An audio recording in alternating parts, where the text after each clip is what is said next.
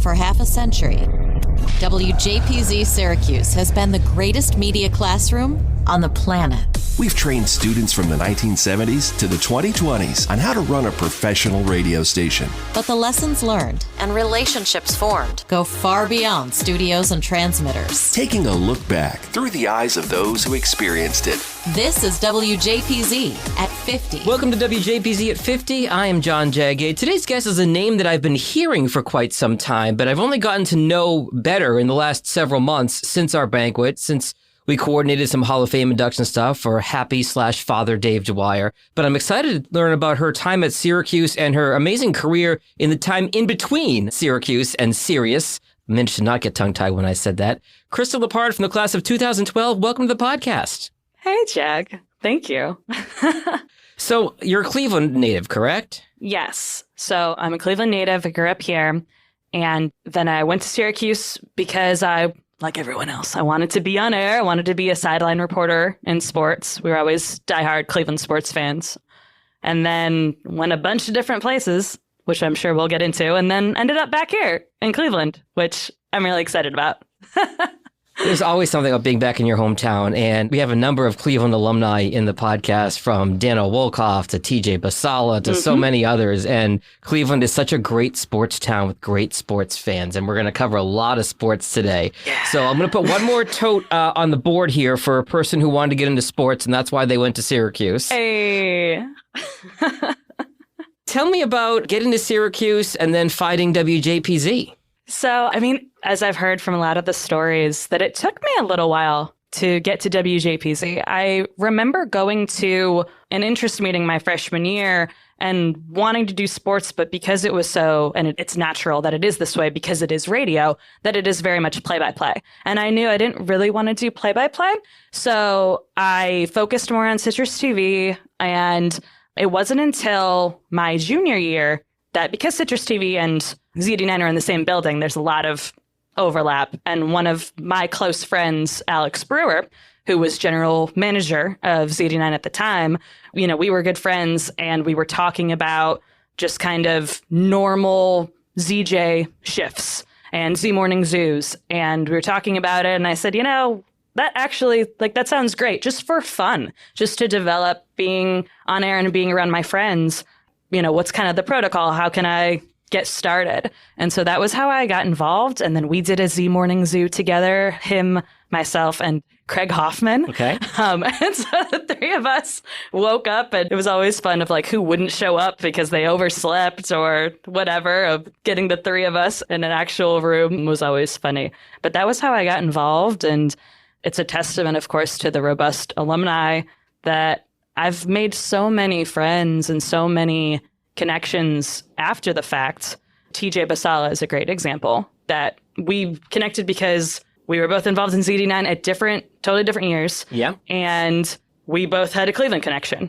And that was all it took to then start a friendship that is one of my most valued from Syracuse to this day. So. Even though you were not in school at the same time, which is the amazing thing about the Alumni Association. So were you one of those, Krista, where you walked into Z89 and just the energy and the camaraderie and just the feeling there, having, started mainly on the TV side, but come over and just gotten the je ne sais quoi, I guess, of Z89?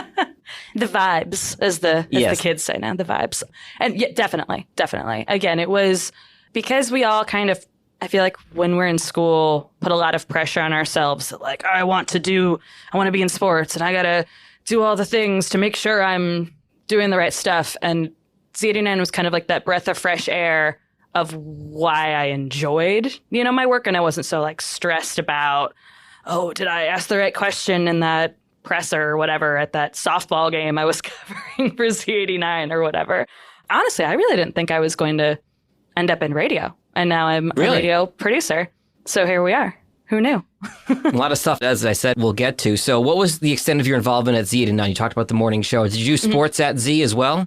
I didn't, which is funny. Okay. But again, that was kind of on purpose. It was on purpose because I didn't want to do play-by-play. And I had other avenues between Citrus TV that I felt like this was a different opportunity, a different way to develop skill set on air and talking live and running your own board and things that now I use all the time for our SiriusXM show that's live that I run out of my basement here, that I have the board, everything's in front of me. And so in addition to like being the producer and talking to Father Dave sometimes on air, and I'm like sending us to break, adjusting the levels, bringing on guests, doing all of that technical stuff that I got from Z89. So I did the zoo, and then I had a shift later in the day that was just me. That was great for, and it was kind of funny because by the time I started working more with Z89, I actually kind of knew I wasn't necessarily going to go on air, that I wanted to stay behind the scenes. But again, Z89 was something that it was fun.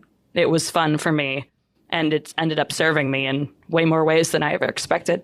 It's funny. You talk about world's greatest media classroom. We've talked about it on the podcast. You're learning things that at the time you may not realize are lessons at the time that are going to take care of you later on down the road. Definitely. Definitely. So let's go after Syracuse, Krista. You've worked in a ton of different places. You really did kind of follow the sports dream and do a lot of stuff. So let's go through your journey after Syracuse.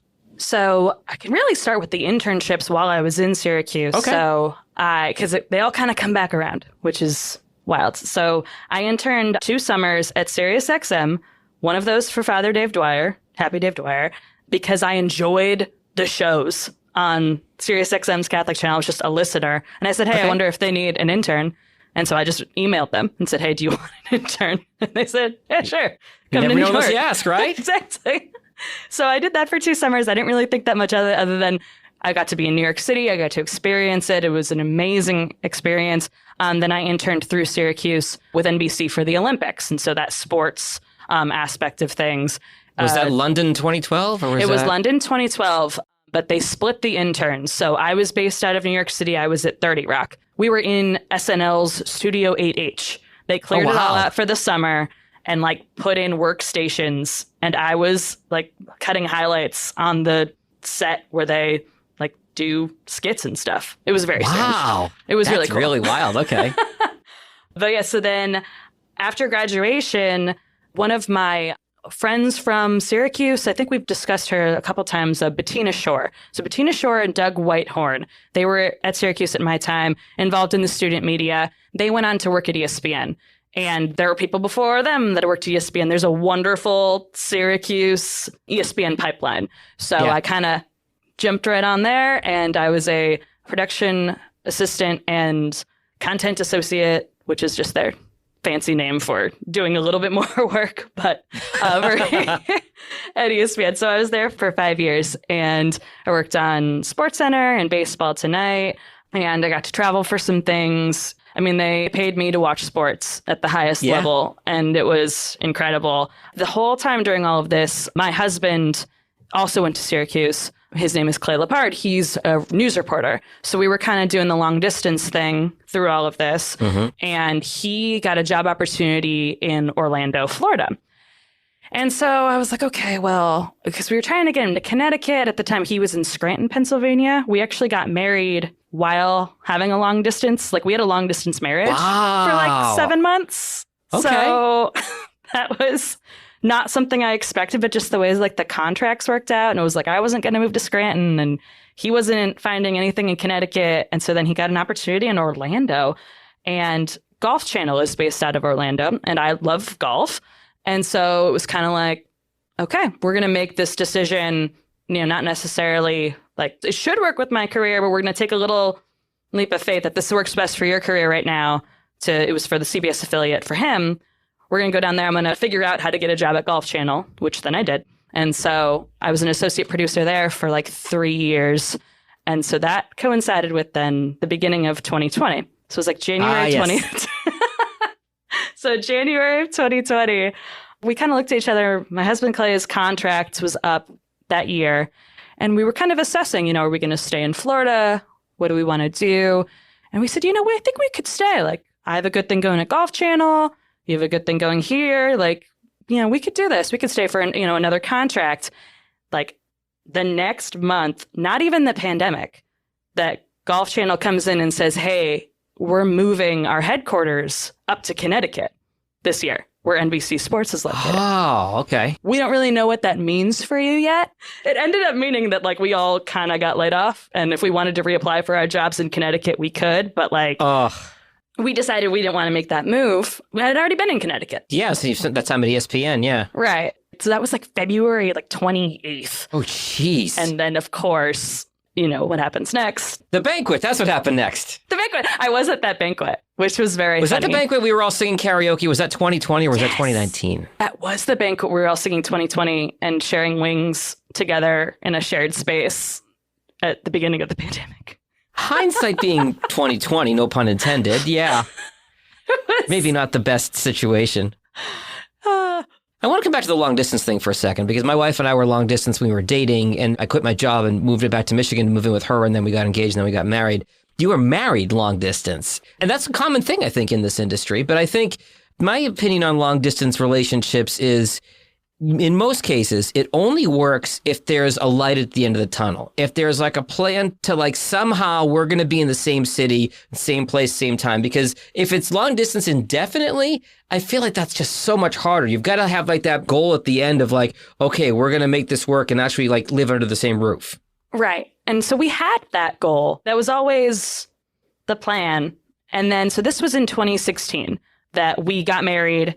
And 2016 was actually a crazy year. I went to Cuba for ESPN. So like I went to Cuba, the Cavs won the NBA finals, we got married, and then we were going to live in the same place. And then it didn't happen because his contract was up like probably a month before our wedding.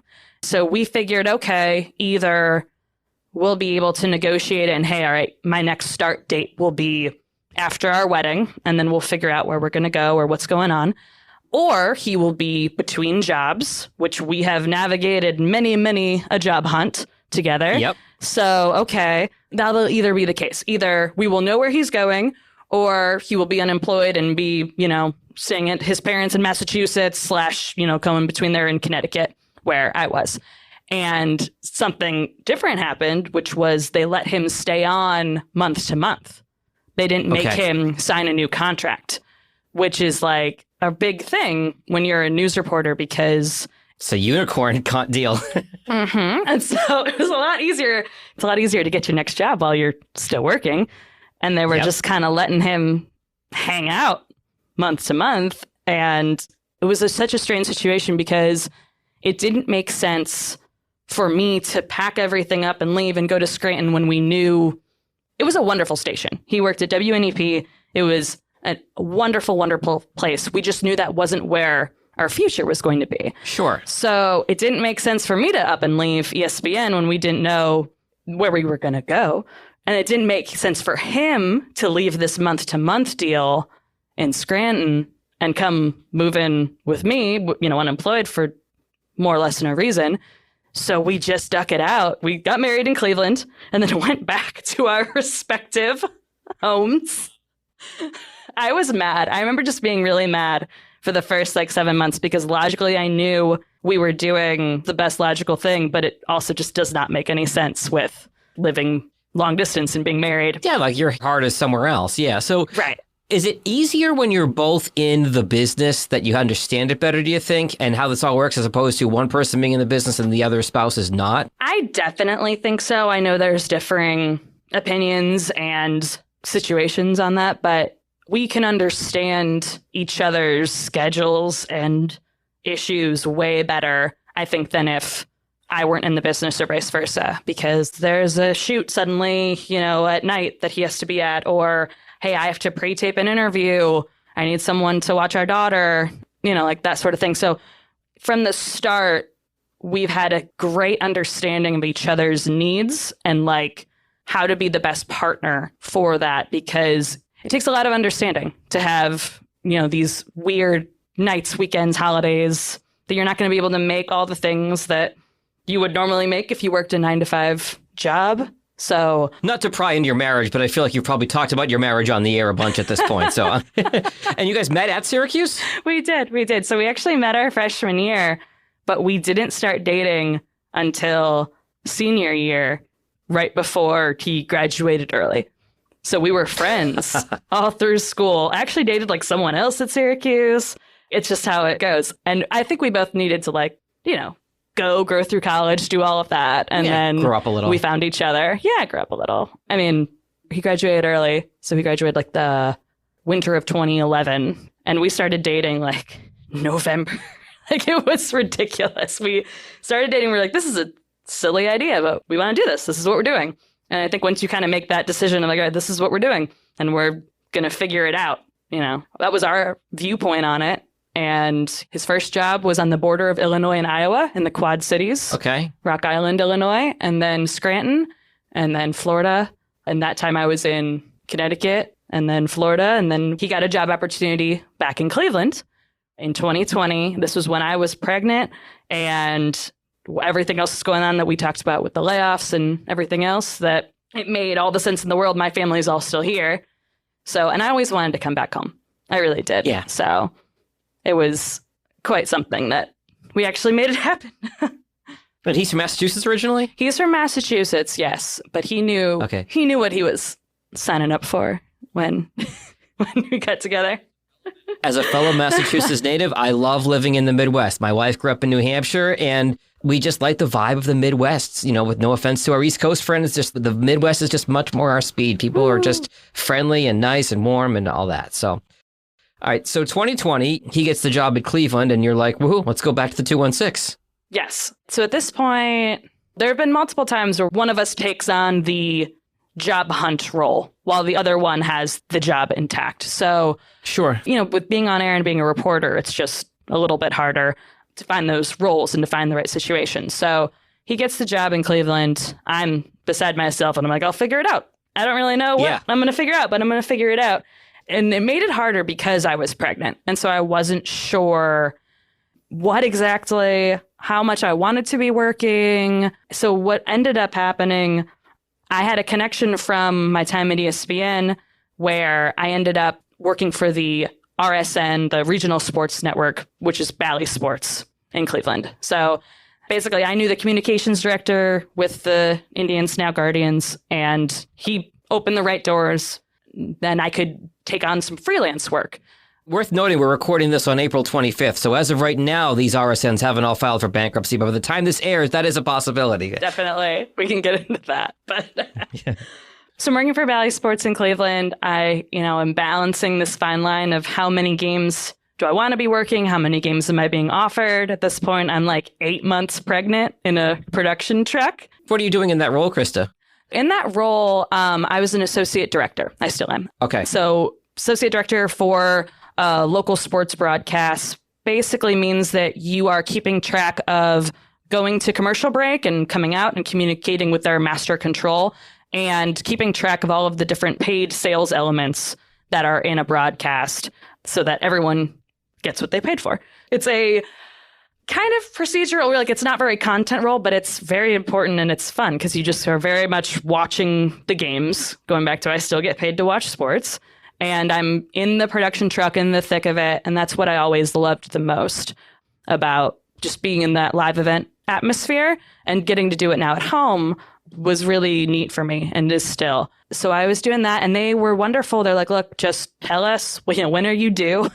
I was due at the end of June in 2021. So I stopped working, I think, when I went into my 9th month. We decided like, all right, well, we'll take a pause. And they said, just let us know when you want to come back. Just let us know when you want to come back into the rotation and we'll put you back on. And that is what happened. Out in Orlando from Golf Channel in early 2020. And then it was 21 that you were pregnant and moved back to Cleveland?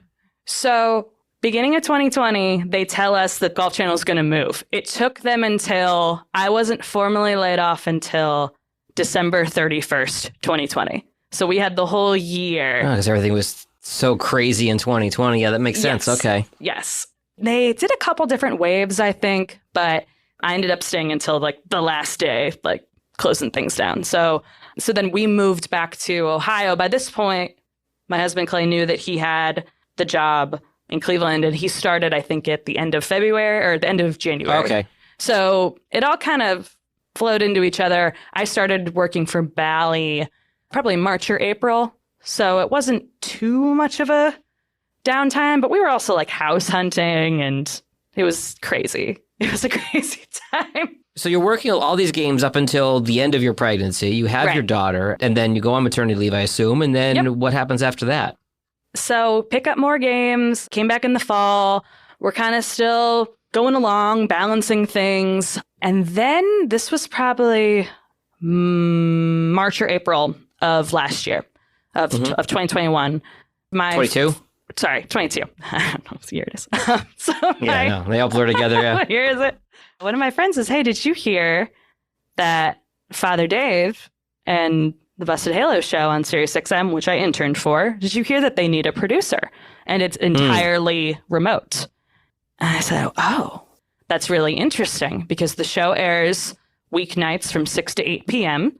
So my husband, Clay, kind of gets home. I mean, he has some weird hours, but it's not as bad now. He's a special projects reporter in Cleveland. So it's like he has a little more flexibility than he would if he was like general assignment day to day. And so my parents are here. So they already were helping out a lot with our daughter. And it's entirely remote. So I could, in theory, do it from my house in my basement.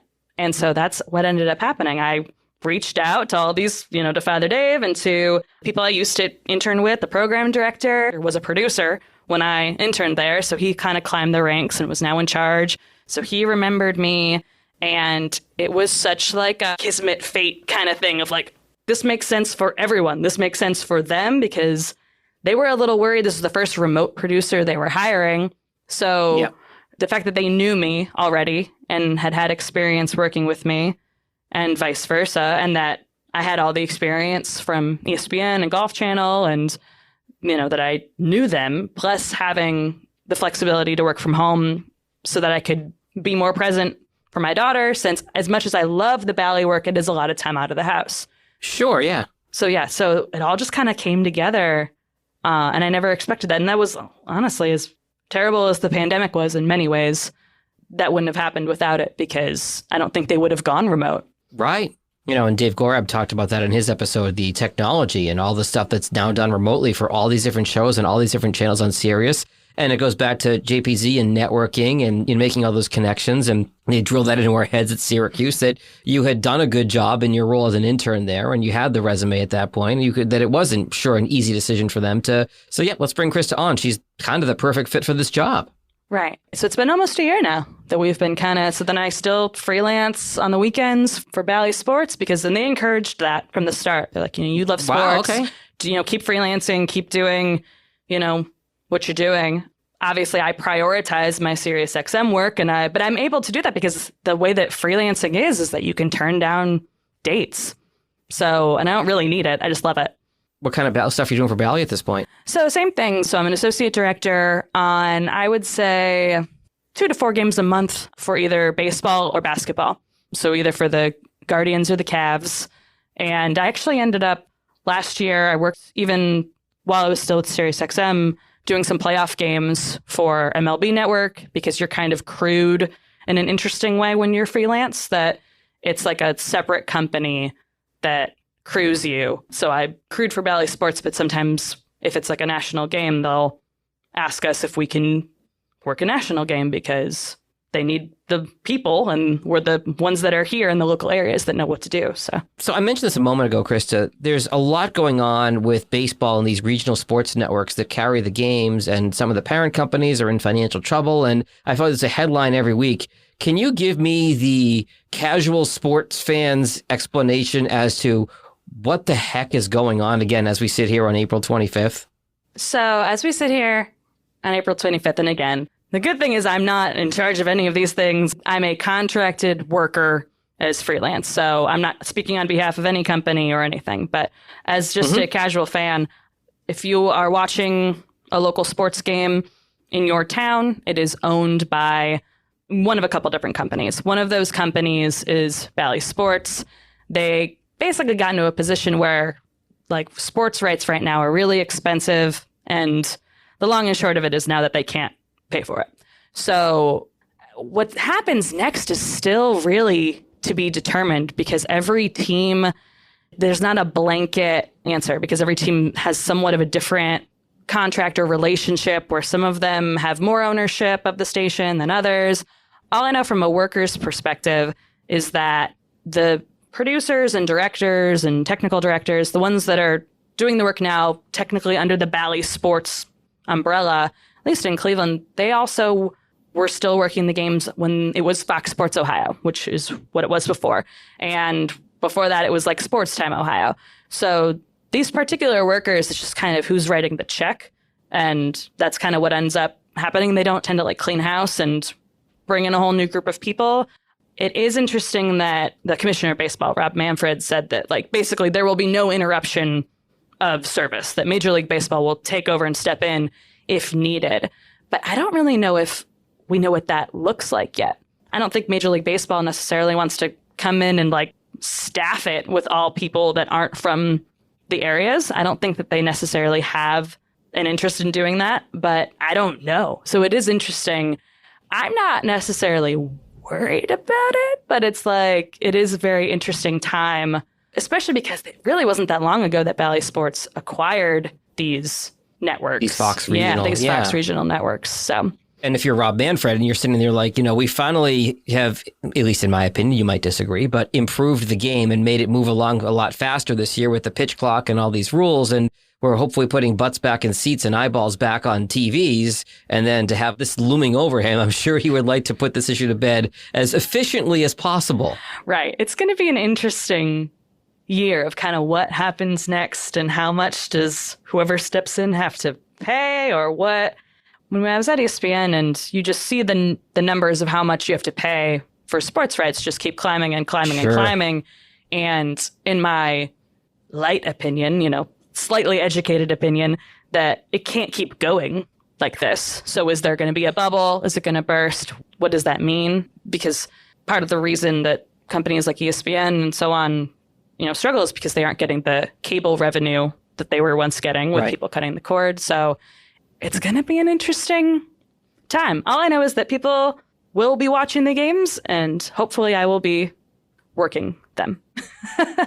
Last sports question. Do you like the changes in baseball? I do. It's weird. It's a little weird.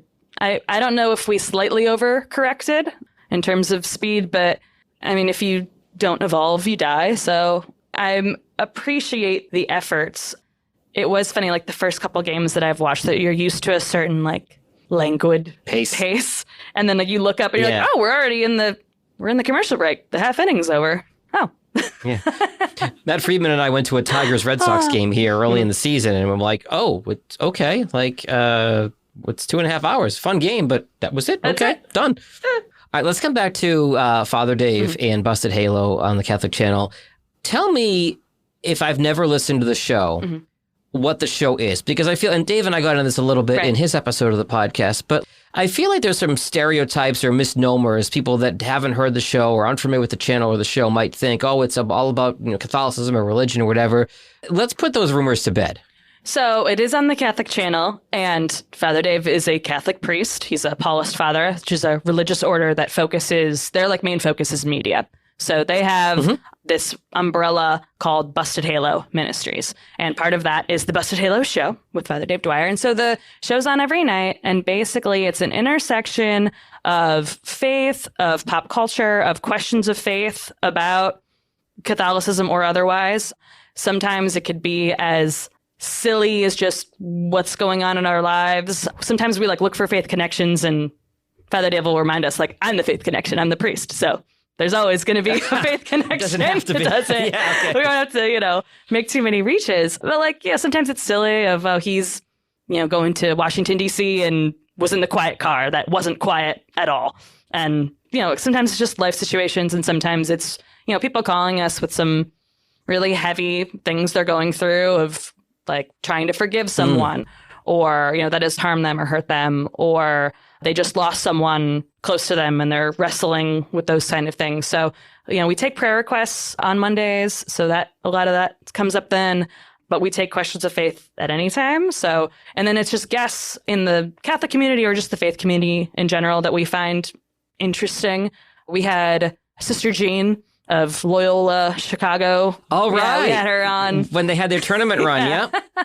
So sometimes it's, it's like that. So it's Father Dave and then his co-host, his name is Brett, and he's just a comedian friend who has a really big heart and just kind of is that great bridge between a priest and lay people, so to speak, just normal people.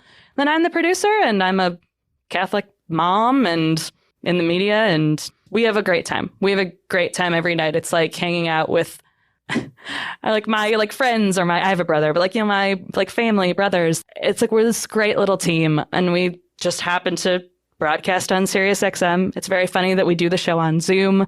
So it's like we feel like we're just kind of having a Zoom call that's being recorded on the... So you can all see each other as you're talking to each other. Is the reason for Zoom. Exactly. Got it. Okay. And, a lot of Dave's classmates for his Hall of Fame induction talked about, what an engaging, great guy he was on and off the air in Syracuse, and obviously in all his time since. I've got to imagine that was part of the appeal that drew you to the show before you even interned there, that you said you liked the show. And I got to imagine it's some of Dave's charisma, but then also it sounds like your faith has been a big part of your life forever, huh? Definitely. So I sing and I play the piano. So I've been involved in church choirs for pretty much my whole life. And I worked on an event that's in Cleveland. It's a big Catholic family festival that brings in tens of thousands of people. It's a whole thing every year. And basically it's a team of seminarians, so people that are studying to be priests, and just a couple priests and random people. And so I was in college and working on this group of people to create this festival event in a field out of nothing, which is a really great experience for just learning how to problem solve and, work in life at a young age. And one of the seminarians was listening to the Catholic channel, and I was like, okay, well, I don't know if this is if I'm at that level of Catholic, but okay, we're going to listen to this. And there are two shows that we were listening to, and one of them was the Busted Halo show with Father Dave. And it's not what you're expecting. It's not dry. It's not boring. He's extremely relatable just as a person. And he just happens to be a priest and has these wonderful, beautiful insights into life and faith and those connections. But he also worked, at MTV and Comedy Central, and he knows some more about tech stuff than I do, of the technological. And he's so good with all of the remote aspects of what we do and troubleshooting. Really? He's so good at it. He's so connected with what people are talking about in culture and in life. And he's not disconnected. And he's such a great, voice of both inspiration, consolation. It's what drew me to the show to begin with. And now working for him, it's just so fun. He's just a wonderful person to work with. That is amazing. You've come full circle from being a fan of the show to an intern to now producer of the show. And I'll link to Dave's episode as well in the show notes for anybody who hasn't heard it, which is one of our most popular downloaded episodes, thanks to you and Father Dave promoting it on social media and on the show. So thank you for that. I think that is a great place to leave it. Krista LePard from the class of 2012. And tell us when they can listen to you on the Busted Halo show. Busted Halo show is live every weeknight. Monday through Thursday, we do from 6 to 8 p.m. And then on Fridays, we do a flashback episode because the show's been on for 16 years, which is crazy that he's been at this for so long. So basically, we air the best questions, his best homilies, the best guests we've had. So that's on Fridays at 6. So 6 p.m. Eastern on Sirius XM 129. I'm not normally talking this much. Normally it's Brother Dave and Brett, and I chime in from time to time. I'm the Roz. And I'm sure they are thrilled every time that you do. And he spoke so highly of you in his episode as well. So thank you for spending some time with us today, Krista. Look forward to hopefully seeing you next March. Yes, definitely. Thanks, Jag. The WJPZ at 50 podcast is created entirely by the staff and alumni of the world's greatest media classroom. It's hosted by John Jag Gay, class of 2002. Editing help from James Bames Grundy III, class of 2020. Imaging by Maureen Cooper, class of 1999. And Ed Lacombe, class of 1985. Podcast artwork by Marty Dundix, class of 2001. Follow WJPZ at 50 on Apple Podcasts, Spotify, YouTube, or wherever you're listening right now.